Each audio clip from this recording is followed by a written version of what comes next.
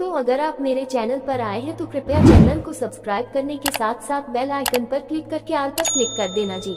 नमस्कार दोस्तों, हमारे चैनल में आप सभी का स्वागत है।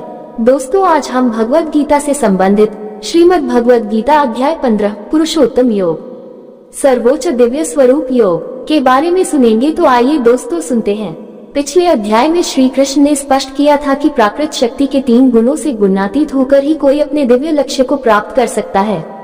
उन्होंने ये भी प्रकट किया था कि इन गुणों से परे जाने का सबसे उत्तम उपाय भगवान की अनन्य भक्ति में तल्लीन होना है।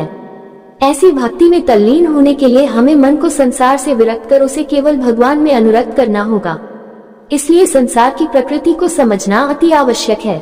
इस अध्याय में श्री कृष्ण अर्जुन की संसार के प्रति विरक्ति विकसित करने में उसकी सहायतार्थ उसे भौतिक संसार की प्रकृति को प्रतीकात्मक शैली में समझाते हैं। वे भौतिक संसार की तुलना ऊपर से नीचे अश्वत्थ बरगद के वृक्ष से करते हैं।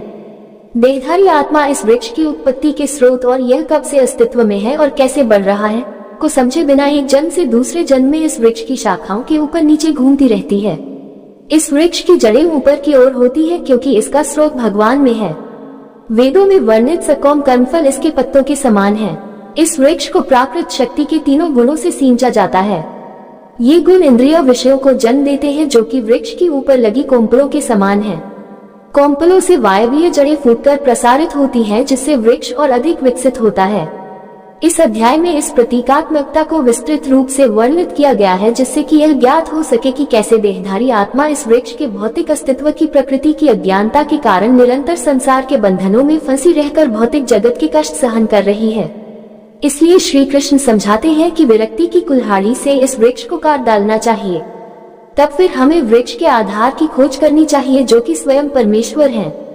परम स्रोत भगवान को खोजकर हमें इस अध्याय में वर्णित पद्धति के अनुसार उनकी शरणागति ग्रहण करनी होगी और तभी हम भगवान के दिव्य लोक को पा सकेंगे जहां से हम पुनः इस लौकिक संसार में नहीं लौटेंगे।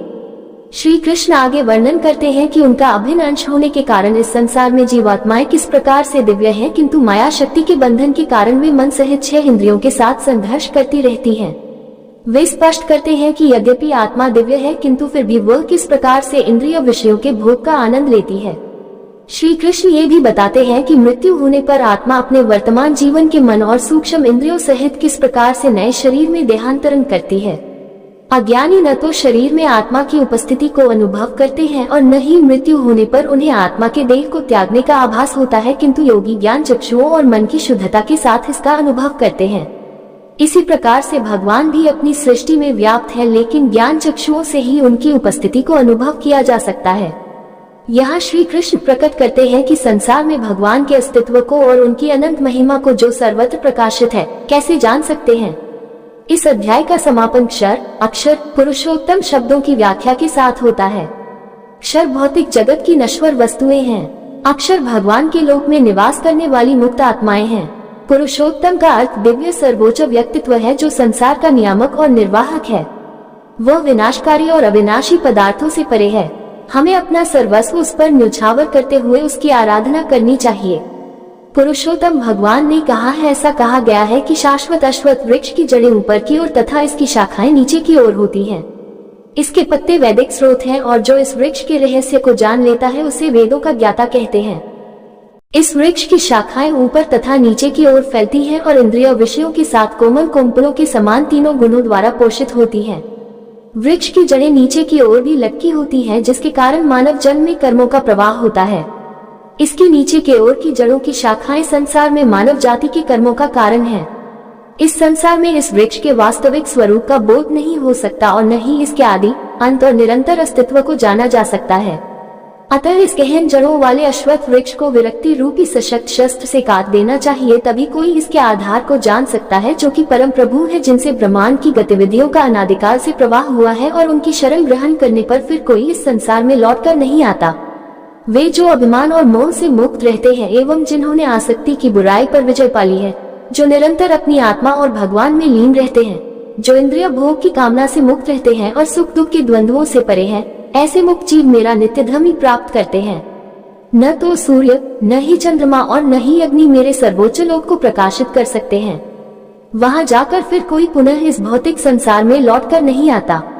इस भौतिक संसार की आत्माएं मेरा शाश्वत अनुवंश है, लेकिन प्राकृत शक्ति के बंधन के कारण वे मन सहित 6 इंद्रियों के साथ संघर्ष करती हैं। जिस प्रकार से वायु सुगंध को एक स्थान से दूसरे स्थान पर ले जाती है, उसी प्रकार से देहधारी आत्मा जब पुराने शरीर का त्याग करती है और नए शरीर में प्रवेश करती है, उस समय वह अपने साथ मन और इंद्रियों को भी ले जाती है। कान, आँख, त्वचा, जिह्वा और नासिका के इंद्रिय बोध जो मन के चारों ओर समूहबद्ध हैं, के साथ देहधारी आत्मा इंद्रिय विषयों का भोग करती है। अज्ञानी आत्मा का अनुभव नहीं कर पाते, जबकि यह शरीर में रहती है और इंद्रिय विषयों का भोग करती है, और न ही उन्हें इसके शरीर से प्रस्थान करने का बोध होता है, लेकिन वे जिनके नेत्र ज्ञान से युक्त होते हैं वे इसे देख सकते हैं।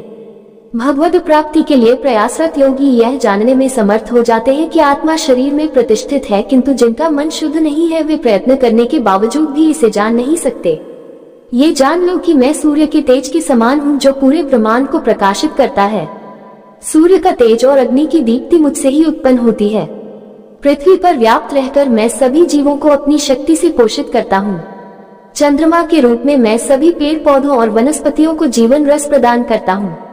मैं सभी जीवों के उदर में पाचन अग्नि के रूप में रहता हूँ। भीतरी श्वास और प्रश्वास के संयोजन से 4 प्रकार के भोजन को मिलाता और पचाता हूँ।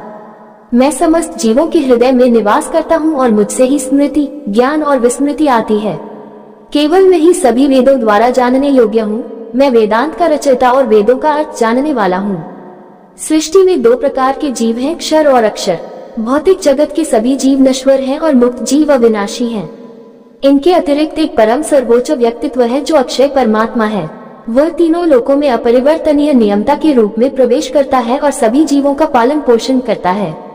मैं नश्वर सांसारिक पदार्थों और यहाँ तक कि अविनाशी आत्मा से भी परे हूँ, इसलिए मैं वेदों और स्मृतियों दोनों में ही दिव्य परम पुरुष के रूप में विख्यात हूँ। वे जो संशय रहित होकर मुझे परम दिव्य भगवान के रूप में जानते हैं, वास्तव में वे पूर्ण ज्ञान से युक्त हैं। हे अर्जुन, वे पूर्ण रूप से मेरी भक्ति में तल्लीन रहते हैं। हे निष्पाप अर्जुन, मैंने तुम्हें वैदिक ग्रंथों का अति गुह्य सिद्धांत समझाया है। इसे समझकर मनुष्य प्रबुद्ध हो जाता है और अपने प्रयासों में परिपूर्ण हो जाता है।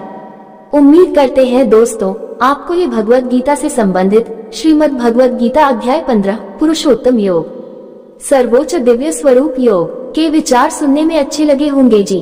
दोस्तों आपको ये विचार सुनने में अच्छे लगे हैं तो कृपया करके चैनल को सब्सक्राइब जरूर करें। इसी के साथ विदा लेते हैं दोस्तों, कल फिर भगवद गीता का इससे अगला भाग लेकर हाजिर होंगे। तब तक सभी दोस्तों को जय श्री कृष्णा जी।